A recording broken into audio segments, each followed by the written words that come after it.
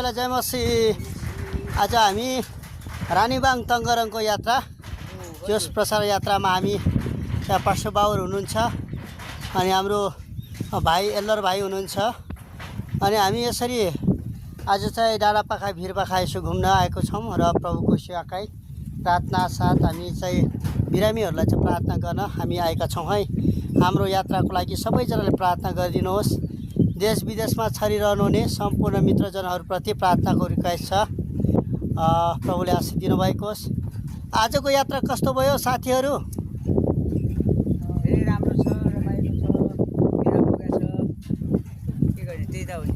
ल धन्यवाद पास्टर सुदीप, हाम्रो पास्टर बाबु, प्रभुले आशीष दिनुभएको होस्। हुन्छ, अब हामी यात्रा गर्दैछौँ माथितिर।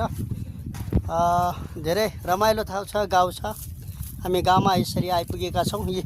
पुरै चाहिँ अनि पुरा धुलो यसो मैलो भइरहेको छ है। हुन्छ, सबैलाई जमसी। यो चाहिँ स्कुल है, हाम्रो गाउँघरको स्कुल। हेर्नुहोस्, यो स्कुलको बालबच्चाहरूको लागि प्रार्थना गरिदिनु होला सबैजनाले। छ प्रभुले आशीष। यो चाहिँ स्कुल है, श्री नवजीवन प्रावि राक्सिराङ 5 तङ्गरङ मकवानपुर स्थापित 2052 सालमा रहेछ यो अनि स्कुल बनेको। प्रभुलाई महिमा होस्। अब छौँ ल साथी हो, हामी लागौँ।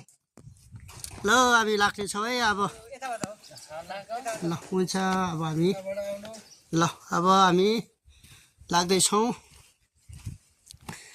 हालेलुया। प्रभुले आशीष दिनुभएको होस् सबैलाई। घाम पनि चर्को छ। ल है, हामी चाहिँ उकालो चढ्दैछौँ। रमाइलो छ। हाम्रो भाइ पास्टर अनि तङ्गरङको भाइ पास्टर हुनुहुन्छ। प्रभुले आशीष दिनुभएको होस्। उहाँको घरमा र उहाँको गाउँ घरमा हामी घुम्न आएका छौँ। जय मसीह सबैलाई।